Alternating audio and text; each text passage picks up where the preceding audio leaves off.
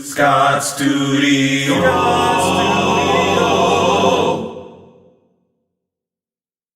Hello, my name is Michael Webb, and thank you for joining us again.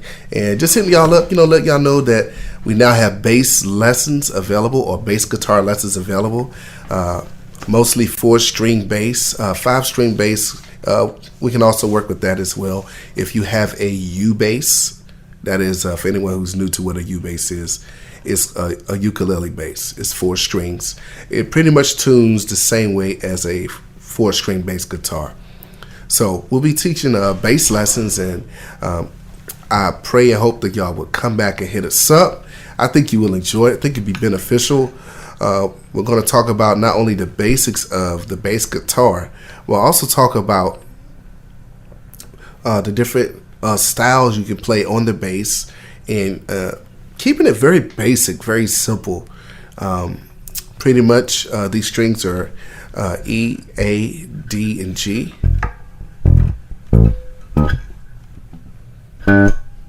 All right, E, A, D, G.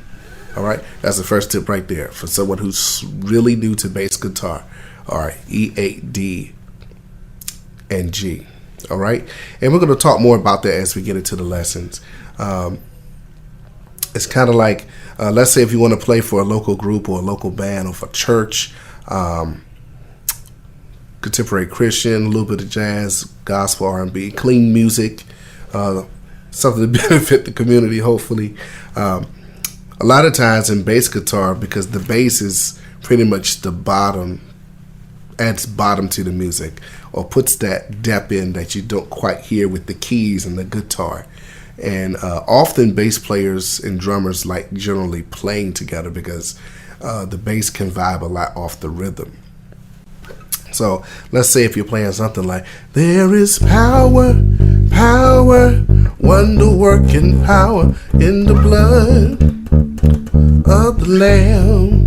Oh, there is power, power, wonder-working power in the precious blood of the Lamb.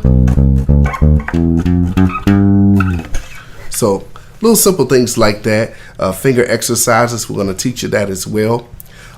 Which will help you be able to keep your fingers loose, so you will be able to play faster, and also how important it is to mash down the strings correctly, because bass guitar strings are actually a little bit thicker than a regular guitar.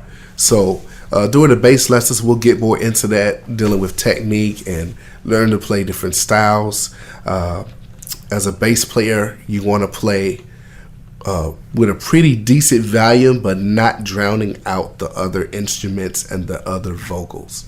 So come back and join us, y'all. Hit us up.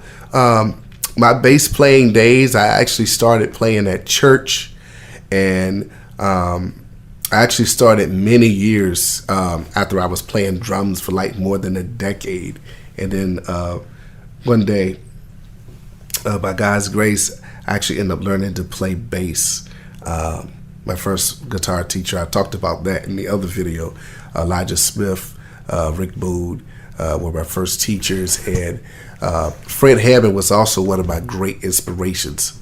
So if you were to go back and watch Fred Hammond videos when he's like in the 2002 Commission reunion, even years before that, back in the 80s, he was one of my inspirations that got me started playing bass, and I think he will inspire you as well. In any case, in any way, and also when I got more into studio recording and when I had to learn to play other instruments to my own music.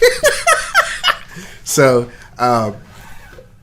over time, I learned to play bass guitar and other instruments outside of drums. But in any case, so bass guitar, I really love this instrument. It's very smooth, it's very soothing, and it can add a lot of power to your music that sometimes you're lacking when it's just the piano or just the guitar or something melodic. But the bass gives it that extra, extra thump, a little bit of thump, a little bit of slap action. But some people just like to play smooth, so.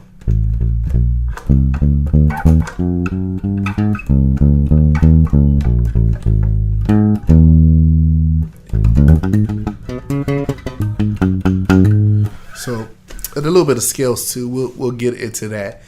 So, if you're a beginner, or even if you're someone who's been playing for a little while, but you want to develop your technique and develop your ears a little bit in your bass playing, I think you will really enjoy our bass lessons.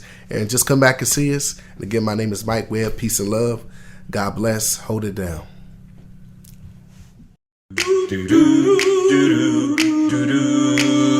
Scott Studios.